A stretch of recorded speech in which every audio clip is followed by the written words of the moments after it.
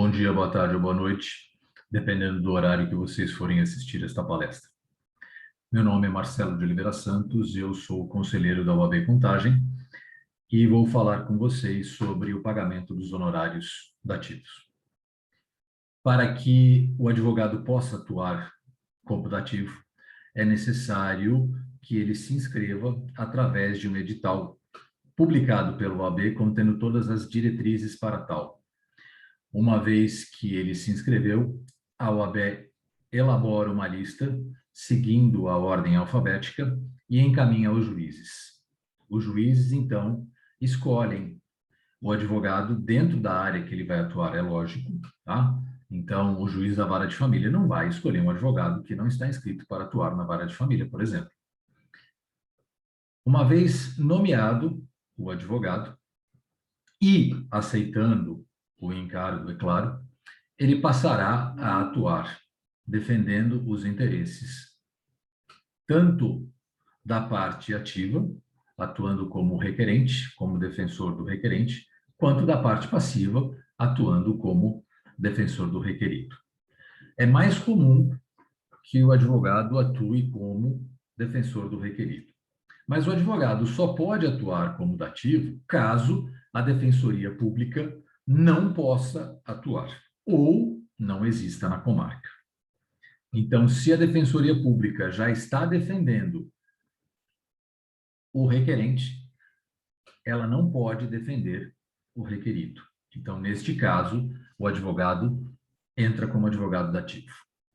E tudo isso começou lá em 99, quando o governo do estado sancionou, promulgou e publicou a Lei 13.166, que previu o pagamento do advogado não defensor público. E esta lei foi regulamentada em 2012, através do decreto 45.898. Muito bem. Uma vez que o juiz nomeia o advogado e o advogado aceita o encargo, duas opções se formam. A primeira, da qual a OAB vem trabalhando para que isso aconteça, é aquela onde o juiz, ao fixar, ou melhor, ao nomear o advogado, já fixa os seus honorários, para que o advogado possa saber exatamente qual vai ser o valor que ele vai receber, não importa se dali a 3, 4, 5, 6 anos. E a segunda hipótese, que é a mais comum, é aquela em que o juiz fixa os honorários na sentença. Então, imagina a seguinte situação. Depois de 5 anos, o juiz resolve fixar o valor dos honorários em, por exemplo, R$ 250. Tá? Muito bem. Então, uma vez que este processo que o advogado atuou transitou em julgado, a Secretaria Judicial expede uma certidão, que é um título executivo judicial. De posse dessa certidão, o advogado tinha duas opções. A primeira opção era ele entregar na secretaria da OAB. A secretaria da OAB encaminhava para a seccional encaminhava para a Secretaria da Fazenda e a Secretaria da Fazenda pagava o valor contido naquele título em até 90 dias. Só que por causa de N artimanhas do Estado, essa situação de pagamento administrativo não ocorre mais. Então, agora, a única opção é através do ingresso de uma ação executiva contra o Estado, cobrando o valor dos honorários. E aí, o advogado entrava com essa execução. O Estado de Minas Gerais tinha 3 opções. A primeira delas, eu, Estado, concordo com o valor da certidão e te pago. Eu, Estado, não concordo com o valor da certidão, mas eu ofereço uma contraproposta e te pago. Ou a terceira, que é a mais comum, eu, Estado, não concordo, não tem acordo e nós vamos discutir. Muito bem. E aí começou uma pequena divergência nas questões envolvendo o advogado dativo. Por quê? Princípio do livre convencimento do juiz, cada juiz podia entender de uma determinada forma. E aí, quando chegava no tribunal, para a mesma situação, juízes entendiam de questões diferentes. E o tribunal também estava entendendo de questões diferentes. E com isso, a desembargadora Alice Birchall suscitou um incidente de resolução de demanda repetitiva, tentando pacificar esta questão. E este incidente de resolução de demanda repetitiva, que já se arrasta por 5 anos, porque ele foi formado em 2016 através de uma apelação do Estado num processo oriundo da comarca de Divinópolis. E a desembargadora Alice Birchall, então, suscitou a instauração deste incidente, e este incidente está tramitando até hoje. O último andamento que nós temos é o andamento de abril de 2021, na qual tanto o STJ quanto o STF negaram seguimento ao agravo interposto pela OAB. E a tese fixada foi a tese de que a OAB deve elaborar anualmente uma tabela fornecendo os valores para cada situação, cada expediente, cada atividade do advogado dativo. E, para quem tem processos em andamento, a tese fixada foi a de que, embora o convênio celebrado entre a OAB, o TJ e a Advocacia Geral do Estado, né, foi rescindido pela OAB, foi denunciado pela OAB porque o Estado não pagava.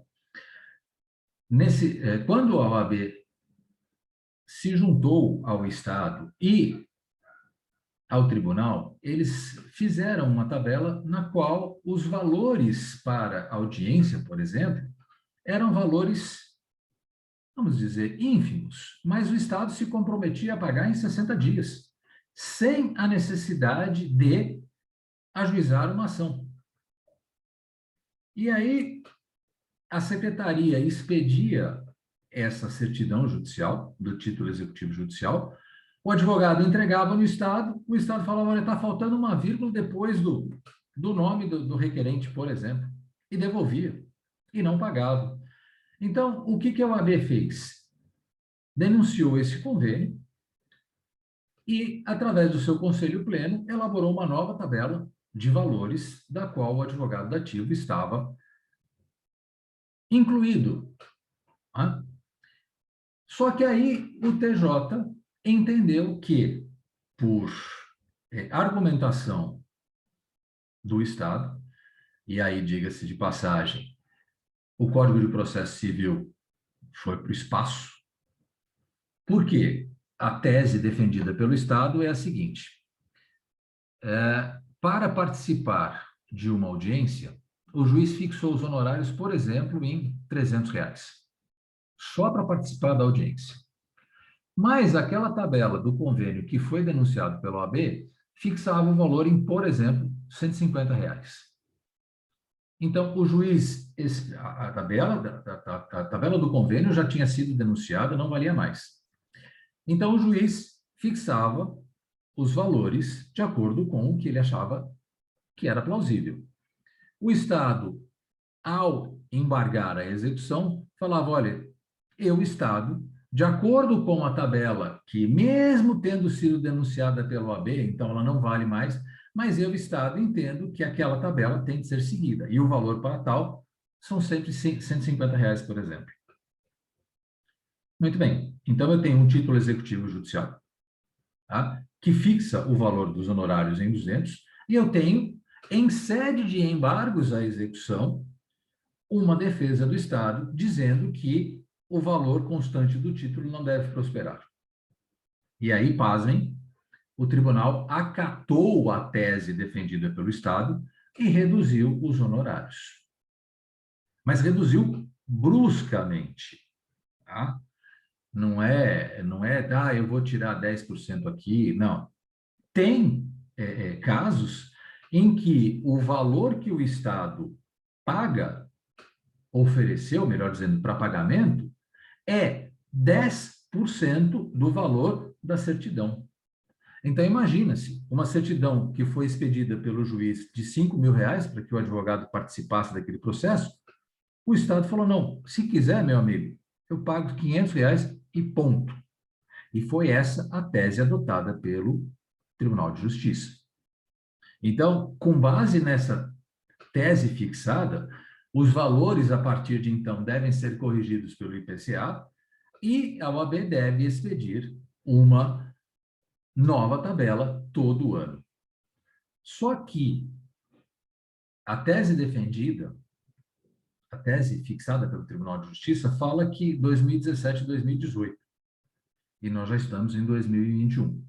Então, existe uma tabela até 2017, 2018, mas não tem 19, não tem 20, não tem 21. Então, os valores que serão previstos por essa tabela, só a OAB sabe quais serão. Muito bem.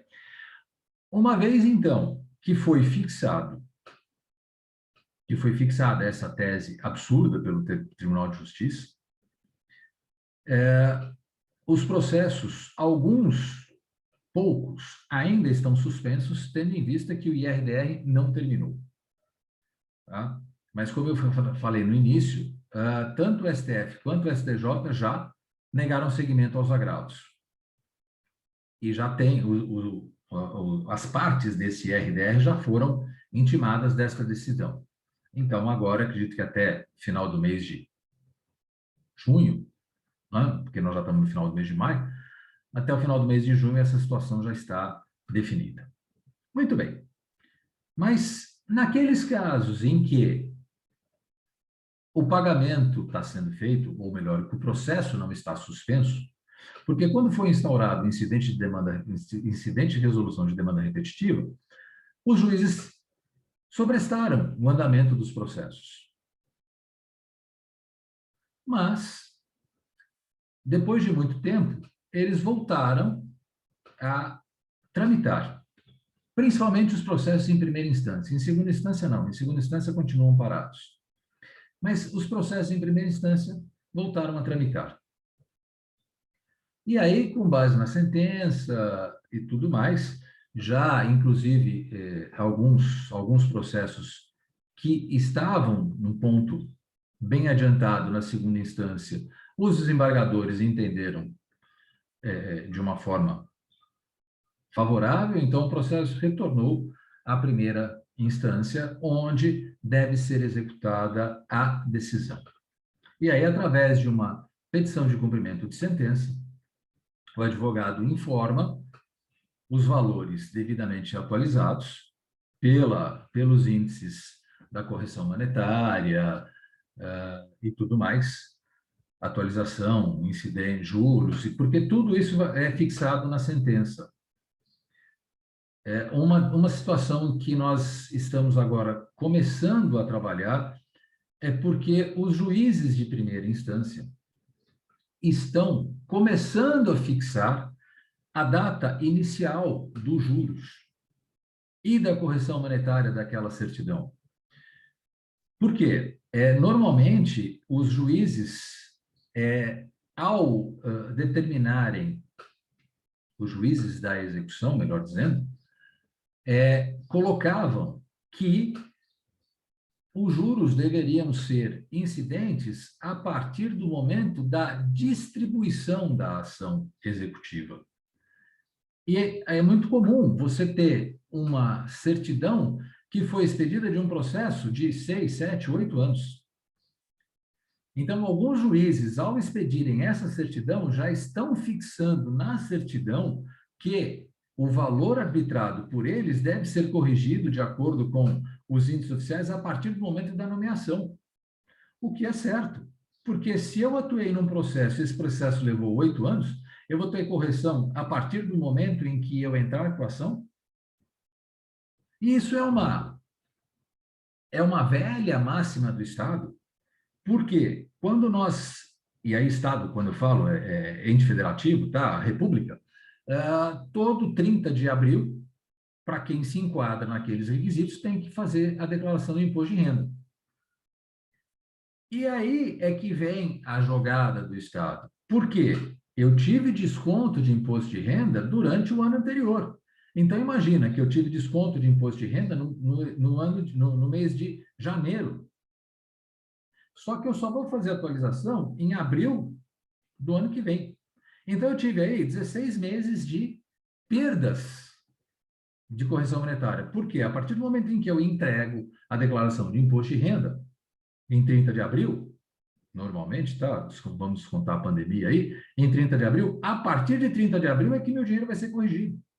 Só que eu já perdi 14 ou 16 meses, dependendo do período em que o imposto de renda foi descontado. E o Estado adota a mesma coisa, o Estado de Minas Gerais adota a mesma coisa. Ou seja, a partir do momento em que eu entrei com o executivo, com a ação executiva, é que correm os juros e a correção monetária. E agora os juízes de primeira instância estão entendendo de forma diferente. É isso que nós temos que batalhar para que todos os juízes adotem a mesma postura, de mandar que o dinheiro, que o valor seja corrigido desde o momento em que ele foi nomeado, o que é certo. Superada essa questão, apresentei os cálculos, o Estado é intimado para que ele possa concordar ou discordar dos meus valores. Se o Estado concordar com os valores apresentados, o juiz expede RPV, que é requisição de pequeno valor, na qual o Estado tem 60 dias corridos, não é prazo processual, não se interrompe, não se suspende, 60 dias corridos para efetuar o pagamento após o recebimento da RPV. E aí vem uma outra batalha que, infelizmente, também nós não conseguimos. O artigo 1º-F da Lei 9496 de 97, se não me falha a memória, diz que o pagamento efetuado pelo Estado deve ser corrigido uma única vez até a data do efetivo pagamento. Ou seja, a RPV foi expedida no valor de R$ 2.000, por exemplo. E o Estado, então, tem 60 dias para efetuar o pagamento. Ele deveria efetuar o pagamento de, por exemplo, R$ 2.100. Por quê? 60 dias de correção, de acordo com aquilo que está previsto no artigo 1º-F da Lei 9496 de 97. Só que o Estado não faz isso. O Estado, quando paga o valor da RPV. E se o Estado não pagar a RPV, o que é necessário fazer? Então, aí é necessário que se entre com uma penhora online das contas, do valor que está previsto na conta do Estado. E isso os juízes têm deferido. Então, o Estado não paga, entra-se com uma solicitação de penhora, o juiz bloqueia o valor, o Estado vai se manifestar no sentido de que não tem nada para dizer, porque está a RPV que ele não pagou, e aí o juiz expede o alvará. Muito bem. Expedido o alvará, tem a segunda parte, que é a atualização da RPV. Às vezes, a RPV foi expedida 2 anos antes. E uma vez que a lei fala na atualização do valor devido, então cabe a atualização. E aí, de novo, apresenta-se, olha, a RPV foi expedida no valor de R$ 2.000, o Estado pagou 2 anos depois R$ 2.000, então eu tenho 2 anos de atualização. Então, hoje o Estado me deve, por exemplo, R$ 500. O juiz abre vista para o Estado vai concordar ou não, e aí tem um novo procedimento. Se o Estado pagar a atualização a complementação da RPV no prazo de 60 dias, ótimo. Se não, nós vamos continuar com essa lenga-lenga. Então, numa rápida explanação, a situação é essa. O Estado paga mediante força judicial. Por enquanto, o Estado não paga de forma simples. Qualquer coisa, estou à disposição. Obrigado, bom dia. Boa tarde ou boa noite.